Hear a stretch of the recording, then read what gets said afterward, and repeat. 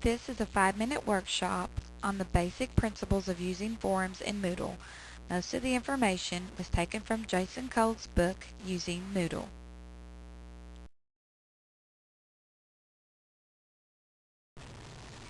My name is Pamela Sawyer. I've been teaching for 20 years. I am currently working on a graduate degree in higher education with a minor in educational technology. After viewing this presentation, you should gain a basic understanding of using forums in Moodle. Jason Cole compares forums to an online message board where you and your students can post messages to each other while easily keeping track of individual conversations.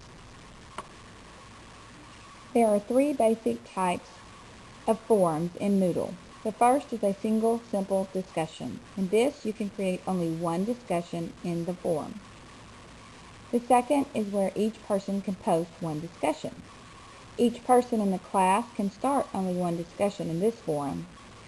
This would be good to use as a teacher when posting an assignment. It can have multiple replies. And the third is a standard forum for general use. There can be one or more discussion in this forum, and anyone with permission can post multiple discussions. This is an example of asynchronous learning. It is showing 2 different posts. Notice the first submissions were posted in October, while the responding submissions came in December. There are 3 levels of permission you can give your students under forum options. The first is discussions and replies are allowed. This allows students to post discussions and reply. The second is no discussions but replies allowed. Students can't start new discussions, but they can reply to discussions you start. The third is no discussions, no replies. With this option, students can read the forum but can't post anything. This is usually used for a teacher-only forum.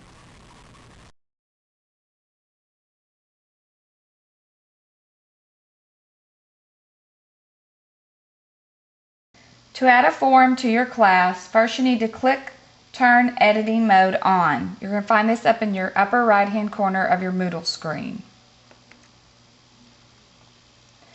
Next, you want to scroll down to the activity and select Forum.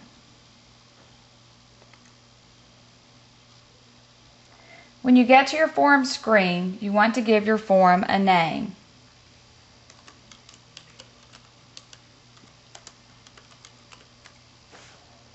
Then you want to choose the forum type. Then you're ready to add text to your forum. Put a descriptive summary.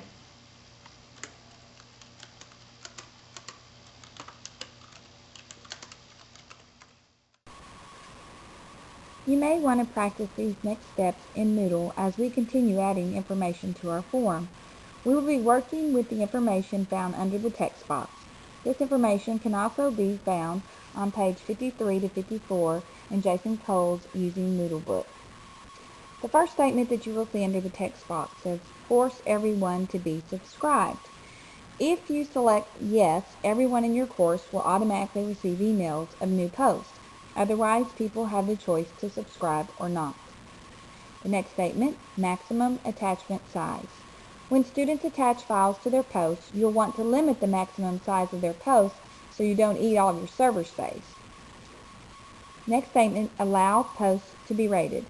Moodle's forums allow users to rate each other's posts. This is a useful tool for the interview ratings or for giving students participation grades. Users. You can select who can rate posts, teachers only or students and teachers. View. You can select whether you want students to view only their own ratings or be able to see everyone's. As the instructor, you can always see all of the ratings. Grade. Moodle allows you to create your own grading scales. You can find more information in this in Chapter 12. Restrict ratings to posts with dates in this range. You can allow your students to rate posts only within a certain date range. This is useful if you want to keep students focused on the most recent content. Now, you may want to stop and practice these again. Now that you've set up your forum, you can create a new post. First, you're going to click on Add a New Discussion Topic. Then, on the New Discussion Topic page, you're going to give your new discussion a subject. The next part is formatting. If you don't have the HTML editor enabled, you can choose the formatting type that you used in your message. Most of the time, Moodle will try to automatically recognize the format that you used in your post. 4. Subscription. You can choose to subscribe to the forum if subscriptions were enabled when the forum was created. And 5th is an attachment. If you want to attach a file such as an RTF document or a picture, just click the Browse button and then find your document on the computer and click Open. Take a minute and try these out. Now that you've created your forum, you need to keep up with managing them. Remember that forums are great tools for getting people to participate who don't usually talk in class. So make your discussions an important part of your class and really get people to start talking. First of all, you need to manage student expectations. Set the goals that you want for your students in your syllabus. Make them aware of what you expect. The next thing that you might have to deal with is behavior issues. In an online class, you won't have to deal with unruly students, but you may face other challenges. Perhaps you might have a student say hurtful things or rude comments. You want to be prepared for this before you actually start your class. Are you going to deduct a grade? What will you do for reprimanding this type of situation? Be prepared. And thirdly, archiving forums. This we will discuss on the next slide. Having an archive forum will allow you to keep the discussions manageable. It's an easy way for you to move good discussions from a class to class or semester to semester. You can see the directions for this on pages 59 to 60 in Jason Cole's book, Using Moodle.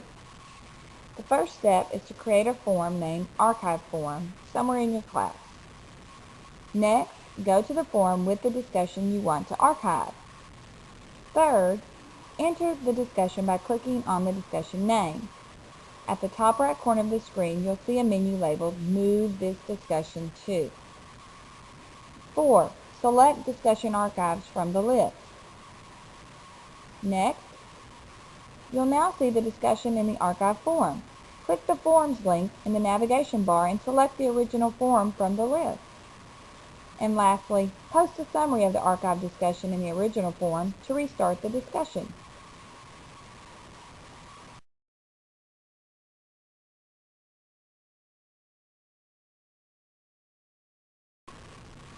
Jason Cole mentions different uses of forums on pages 61 through 63 of his book. One of the ways he suggests is having an interview. He suggests inviting an expert into your forums as a regular participant by giving them an account and enrolling them in your class. He also talks about debates. He says try assigning your students to groups on different sides of an issue. Each post must be a reasoned argument for their side of the issue, supported by evidence. And then you can grade this on how well they reason or support their argument. Another use he mentions is frequently asked questions. How many times do you answer the same question from 3 different students? So he recommends that you create a forum in which students can ask questions about the administration of the course, and separate forums for questions about the subject matter. Have them consult the forums and the responses before sending you yet another email about another question. He also suggests having reading study groups. He says this strategy works well with groups of about 3 to 5 students who are collectively responsible for discussing reading before class. He says each student can ask one question about the reading and then the groups answer all the questions. Another way he suggests is using forums is socially. He says have an informal way for your students to get to know each other. Think of ways to get them to interact even before the class begins. These are just some of the uses that you could come up with in using forums.